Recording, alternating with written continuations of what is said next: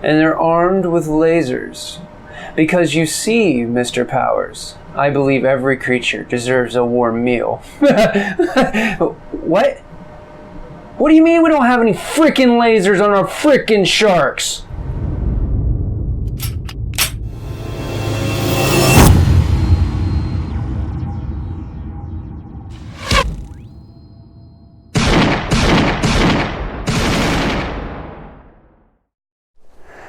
Hi guys, welcome back to Tactical Review. So, if you only know me from the videos, you may not realize that I'm a super impatient person.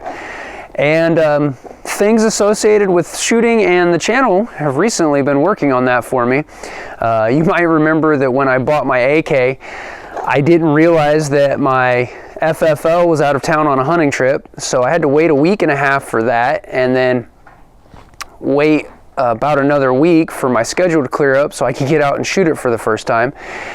And I've had the same situation with the optics ready slide that I put together. There'll be a card up in the corner if you want to go back and check that out. If you're getting ready to do a Glock slide yourself and want a relatively quick reference, might be a good video for you. But anyway, so I'm finally out here at the range today. I'm going to be function checking and then zeroing my HS507c red dot. And if you're looking to pick up a pistol red dot and you're interested in the Holosun, right now as I film this, which is the weekend before Thanksgiving 2019, Palmetto State is running them for right around $250 shipped. Well, $250 plus government theft with free shipping. So that's right around what I paid for mine. So pretty decent price for an optic that a lot of guys who take the self-defense game, okay, we should all take it seriously, but like these guys, for them firearms are 100% tools for this, every intention of the Second Amendment. Any enjoyment they derive from firearms is secondary, tertiary, whatever. Those guys will breathe Holosun 507c in the same breath as Trijicon Type 2 RMR. So I was planning on spending the extra like $150, $200 to get a Trijicon because once again, you spend money on things that go between you and the ground, especially in such a permanent sense. They convinced me that I was okay to save that money on the Holosun. Basically, then my entire slide build came together for about the same price as what I would have paid just for the RMR. So, zeroing. I've got to function check it, make sure it works. All I've done so far is make sure that I feed rounds and then quite separately make sure the striker is dropping in my dry fire practice. I haven't been completely lax since I built that. I've probably done something around 100 reps, just coming from the holster, picking up the dot. That'll be off, changed just ever so slightly after I zero it. But let's talk about zeroing. On a fixed sight weapon, your zero distance is set by your sight height. For a Glock, and I think for a lot of handguns actually, that's set to about 25 yards. If you want to change that, I believe that there are adjustable elevation rear sights available. I do know that you can work with companies like Dawson Precision and buy separate rear and front sights, and they will work with you on what those relative heights are in order to change what your zero distance is. And there's some misunderstanding, especially amongst new shooters, as to how zero distance works on a, possibly in general, but definitely on a fixed, on fixed height sights, such as on a handgun. You don't hold the pistol straight, and when you shoot, or the rifle straight, and when you shoot, the bullet magically creates a parabola. What's happening is your front and rear sights are ever so slightly at a different height, and so you're actually angling the firearm to create that parabola. And then you won't hear it referenced as often on a handgun. Your near and far zero. But that's where the bullet at the near side and the far side of the parabola crosses across the visual plane, and that's where your point of aim and point of impact coincide at the close side and the near side. So anyway, I purchased the Ameriglow GL201 set of night sights for this build, and so those should be emulating the factory Glock Zero of 25 yards, and that's perfect. It's a very good Zero. However, once we start talking about optic Zero, because you've got a single plane reticle, and this is true for red dots, this is true for your scopes, anything that you have a single reticle instead of two sights you're lining up. Well, now you can adjust your elevation, you can adjust your windage, and dial in your Zero. And so, instead of using 25 yards, after quite a bit of research and a lot of geekiness, I am going to zero my pistol red dot at 10 yards. Part of that is because if I can find the information I went with, I will put it up on screen here. It shows the over-under for various ranges, and I find 10 yards to be very satisfactory for anything that I might ever do with my pistol. And possibly most importantly, using FBI statistics, we know that most defensive shootings happen within about 7 yards. So 10 yards gives us a nice right around that range. And here's the thing, FBI statistics are primarily based on law enforcement situations, because that's where we have the absolute most data. But in a law enforcement situation, a lot of times, not 100% of the time by any stretch, but the situations that are being used for this data, we have guys who go into a situation not necessarily knowing that there will be a firefight involved, but obviously they have kind of a heightened situational awareness. Law enforcement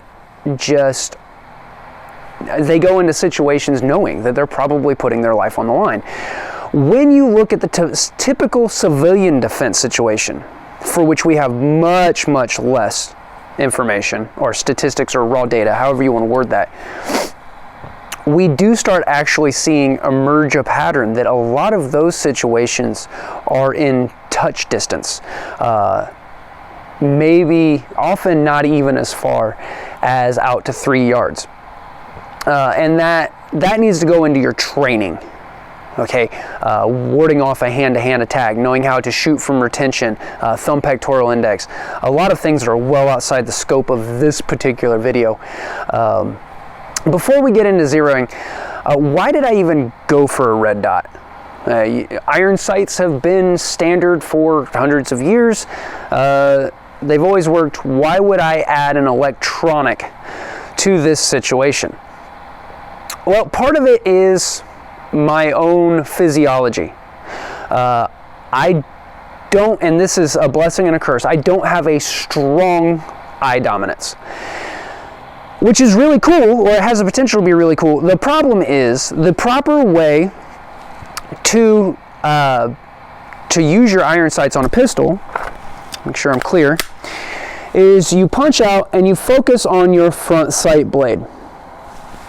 You're supposed to strong focus on that front sight blade, and that's why you have things like really bright front dots and things like that. They draw your focus, but the problem is that our eyes are single focal plane. So if I'm focusing here, this is blurry and my intended target is blurry. If I'm focusing on my intended target, this is all blurry. If you focus on the rear dot for whatever reason, or the rear sight, everything is blurry. Okay, well, the problem is I've got somebody possibly 3 yards or less away, and I'm convinced they're trying to kill me because that's the only reason that this is allowed to come into play legally. And I have to switch from focusing within 10 feet away on the bad guy to a spot right here 18 inches or 2 feet from my face. Okay, so what that's going to do is that's going to blur my target, and at like 10 or 12 yards, I'm not kidding, I can hold up both fingers like that far apart and cover the two separated targets that I'm seeing in the background. But then the whole human performance thing, like I was saying, I have to tear my focus from the threat to right here. Well, with a red dot, what happens is you punch out, and when you have everything aligned properly, which is where training comes into this, you have a reticle that comes over your vision like a heads-up display. So you can keep focusing on the thing that's trying to kill you and bring your defensive tools up into play and put the dot on your target. Further, more human performance information here. A lot of people, especially like me, to be accurate with this, with just iron sights, I find myself having to shoot it kind of like you would shoot a rifle, and I close an eye. And that's terrible, okay? It helps you because then you're taking out the stereoscopic vision. It helps you line everything up accurately. But the problem is that if you are in a fight for your life, you don't get that option. Your brain wants as much information as possible. So, your breathing intensifies so that you oxygenate your blood so you're ready for action. Your muscles tense, your heart starts beating faster. That's going to introduce some jitter, but that's getting blood out to those muscles. Your hearing gets more acute so that you can hear threats all around. All this happens without you knowing it. You don't get a choice on any of this, and both eyes pop open because your brain is trying to get as much information as it can. And if you've only and always ever shot with one eye closed, all of a sudden you've introduced this stereoscopic image. And you can't hit the broadside of a barn because you've not trained to shoot that way. So you should be training with a front sight focus, two eyes open sight picture when you're using irons. But I want to eliminate that part, that variable of the equation. So that's why I've gone with a red dot. And I think I've satisfactorily discussed why I'm going with a 10-yard zero. So enough talk, we're going to start zeroing. Now, you should zero with the ammunition that you're going to carry. I'm going to do my function check 100% with the Wolf stuff.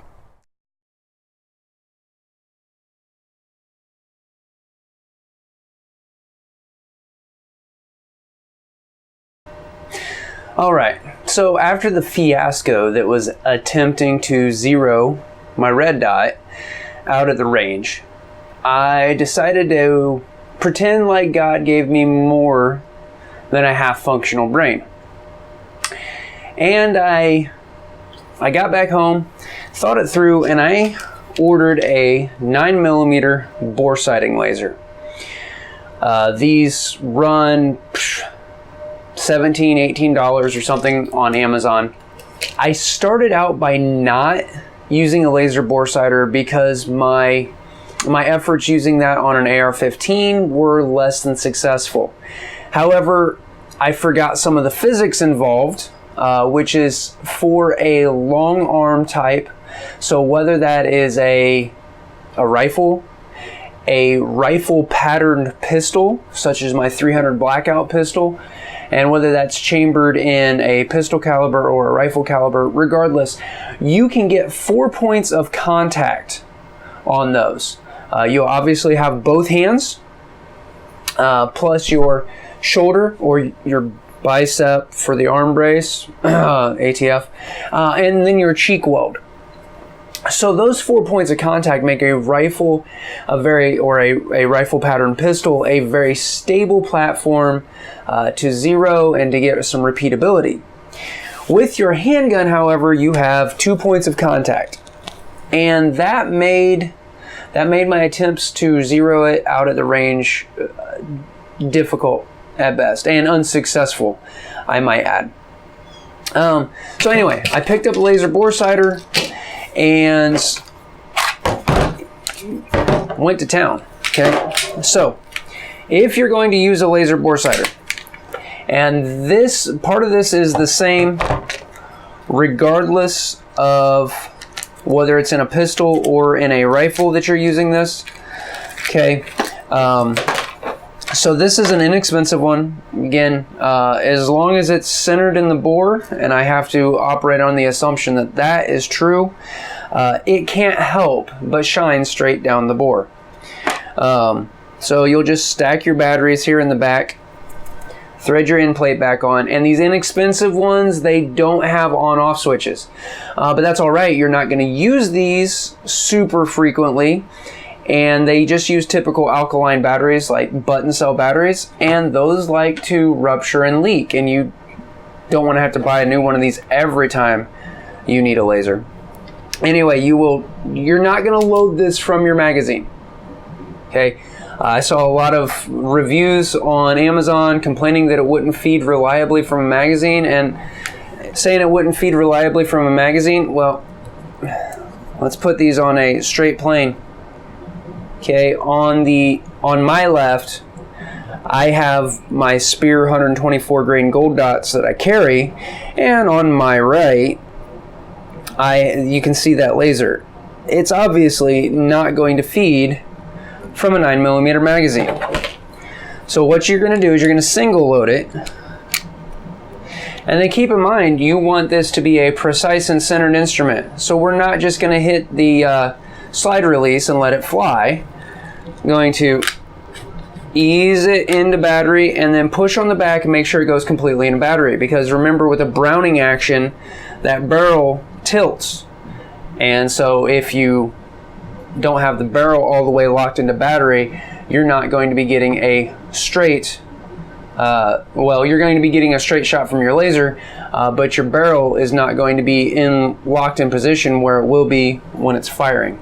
Like I said, very basic. I'm sure you could have figured that out. I think the main takeaway is don't let your action slam home. Let's get this camera rearranged, and I'll walk you guys through zeroing your red dot with a laser bore sight. Okay, so we're set up here about 10 yards from the door that you can see there as the backdrop, and I have the bore sighter in there. So let's see if we can get this up in frame and get everything lined up for you. Whoops. All right, now obviously the firearm itself is out of focus, and you see the laser there to the right of the reticle, showing us that we're just a little off zero here at about 10 yards. And again, as I mentioned, out of the range, I'm wanting to do a 10-yard zero. What I've got here is I'm just gonna adjust the windage right on camera.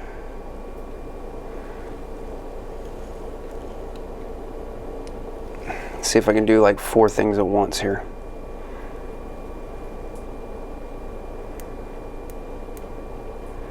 And 4 clicks over, so I don't know if you could hear the clicks. And we are pretty well dead on zero. And you can see kind of how it adjusts for parallax in there.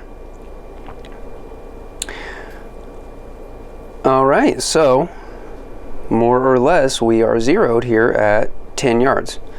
Obviously, with that being my back door, I'm not going to put any rounds on target to prove that. We've moved up to about 5 yards here, just so I can show you that point of aim, point of impact shift that I talked about when I was out of the range. So bring the pistol back up into frame, and you can see now that the dot is the laser, which is straight out of the bore. Obviously that laser can't bend unless we put some glass in, glass or mirrors or something in there. You can see there that that laser is underneath the center of our reticle. Now again, that's why we use that 10-yard zero. That is, bring that back in frame. That's obviously not so far underneath that it's not going to give you good effect in a self-defense situation. But that kind of gives you an idea of that height over bore and that point of aim, point of impact shift. And yeah, I can do about 20 yards here from my front wall to my back door. So I'll move the camera again and we will see if we can't get that, show you how that looks. All right, and here we are back here around 21 yards. Let's get everything lined back up for you here. And now you can see the dot is just ever so slightly above the reticle.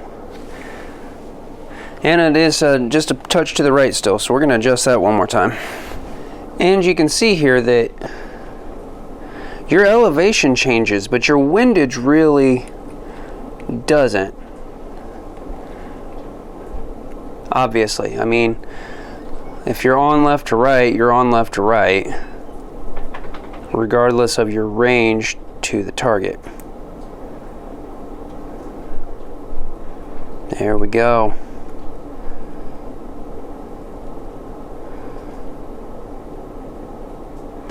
A little shaky here, as I'm holding the pistol out and trying to get it lined up in front of the camera for you.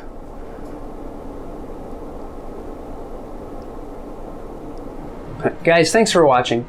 This didn't end up being exactly the video I thought it would. I hope you still find some benefit from it though. I certainly did, and that time at the range wasn't wasted. I did not successfully zero my optic at the range, but I did, if you'll recall, need to also function check this slide assembly. I had 0 rounds through it when I first went to the range to zero the red dot, so that let me run a couple hundred rounds of wolf ammunition through it that day. The next day I actually went out, and I wasn't planning on shooting, and a friend spotted me some federal ammunition, so I got some more trigger time on it, more function checking, and while I was working on zeroing, I did also feed a magazine of the Spirit Gold dots that I carry, so that let me ensure that hollow points were also going to reliably feed through the weapon. So I am now confident in the slide that I put together here a few videos back. I'm also, as far as functionality, I am still getting used to using the red dot. However, by doing some some steel target drills and stuff at the range, I feel confident that I at least am not going to be any worse off than I was with the open irons previously. Guys, thanks for watching. Appreciate it if you'd share the videos with your friends. Give the video a thumbs up. Go ahead and subscribe. And if you're watching on YouTube, make sure to ring that notification bell. Otherwise, you never get notified. The algorithm does not like gun-related channels. And if you haven't been getting notified, whether it's me or one of the other GunTube channels that you're watching, go through, double check that YouTube hasn't changed your notification settings or even your subscription status. If you'd like to help the channel financially, you can do that over on Patreon. Patreon supporters get early access to videos. I've got some Patreon only content that I'm working on, and I'm going to expand that. Guys, I really appreciate you supporting the channel financially. You help to buy accessories for me to test for you guys. You also help me to purchase ammunition that I need to use in that testing. You guys all know shooting is an expensive hobby, and I'm not making any money off the channel. Right now, I'm too small, and once I'm big enough, well, if YouTube demonetized Demolition Ranch, I don't see that I have a hope of staying monetized. You might also want to check out the channel on social media. That'll give you some behind-the-scenes peeks at things that are going on, and it gives us a good chance to interact outside of the live chat when I'm premiering my videos. Thanks again for watching. Until next time, shoot straight, stay safe.